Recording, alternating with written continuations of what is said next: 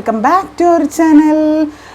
പെട്ടെന്ന് ഞാൻ വന്നിട്ടുള്ളത് അതിന് മുന്നേ എല്ലാവരും സേഫായിട്ടും സെറ്റായിട്ടും ഇരിക്കുകയാണെന്ന് വിശ്വസിക്കുകയാണ്. അപ്പോൾ പറയാൻ വന്നത് പെട്ടെന്ന് ഞാൻ ഇപ്പോൾ ഓടി വന്നതെന്താ വെച്ചാലേ, നിങ്ങളുടെ വ്യക്തിക്ക് ഇപ്പോൾ നിങ്ങളോട് തോന്നുന്ന ഫീലിങ്സ് എന്തൊക്കെയാണ്, അത് എനിക്ക് ഒരു പ്രത്യേക വൈബ്രേഷൻ വന്നുകൊണ്ട് ചെയ്യുന്ന ഒരു കുഞ്ഞു video.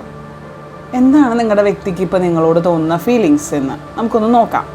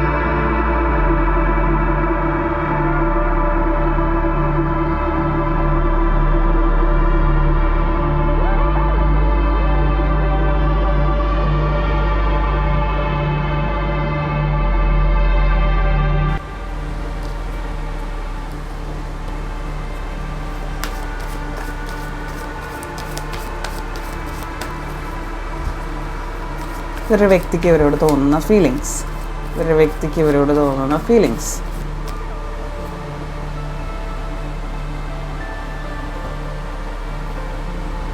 Yes yes yes yes.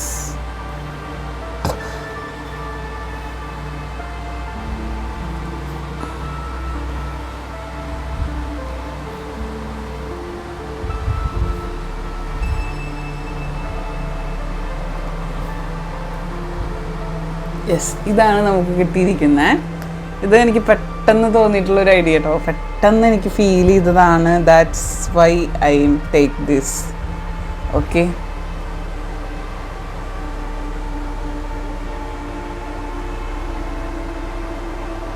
നിങ്ങളുടെ വ്യക്തിക്ക് നിങ്ങളോട് തോന്നുന്ന ഫീലിങ്സുകൾ എന്തൊക്കെയാണെന്നാണ് ചോദിക്കുന്നത്.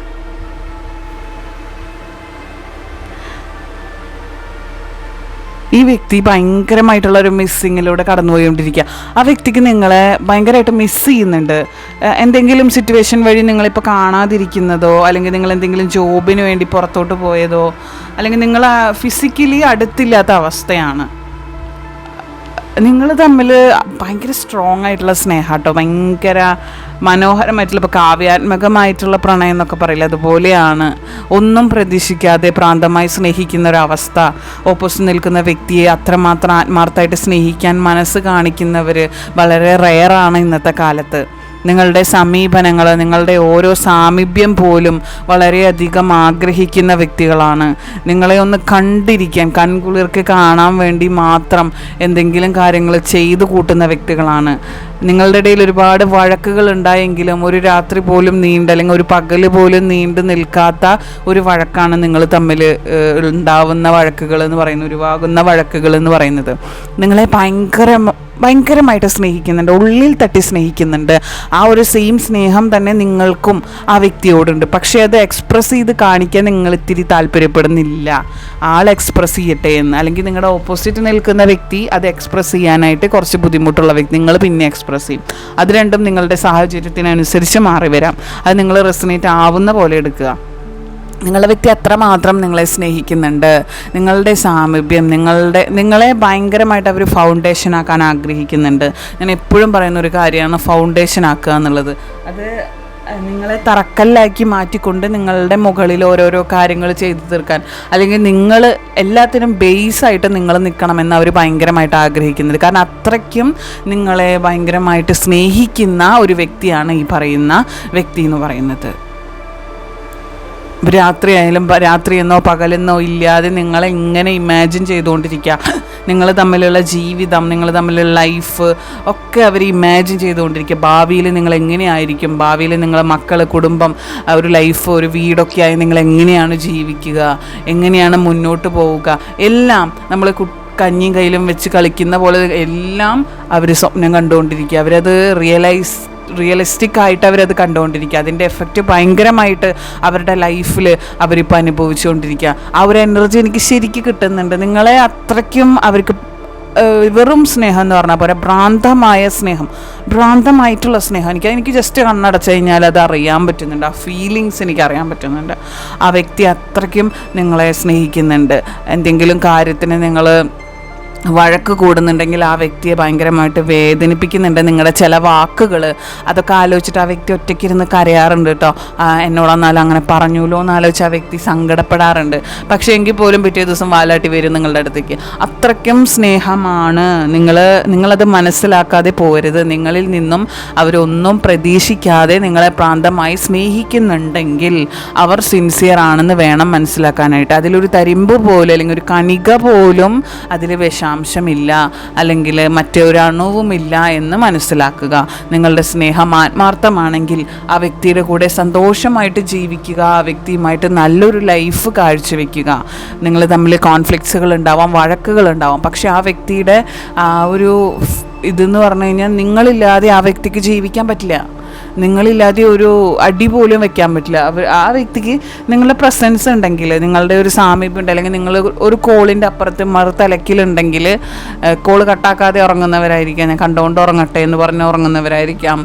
അത്രയ്ക്കും നിങ്ങളെ സ്നേഹിക്കുന്ന വ്യക്തികളാണ്. ഒരിക്കലും നിങ്ങളെ അങ്ങനെ എന്താ പറയുക, ആർക്കും വിട്ടുകൊടുക്കാൻ, അതായത് മറ്റേതെങ്കിലും റിലേഷൻഷിപ്പ് നിങ്ങൾക്കിപ്പോൾ വന്നിട്ടുണ്ടെന്ന് തോന്നുന്നു, അല്ലെങ്കിൽ പ്രപ്പോസൽസ് അങ്ങനെ എന്തെങ്കിലും കാര്യങ്ങൾ, പക്ഷെ ആർക്കും അവർ നിങ്ങളെ വിട്ടുകൊടുക്കാൻ തയ്യാറല്ല എന്നുള്ളതാണ് വാസ്തവം.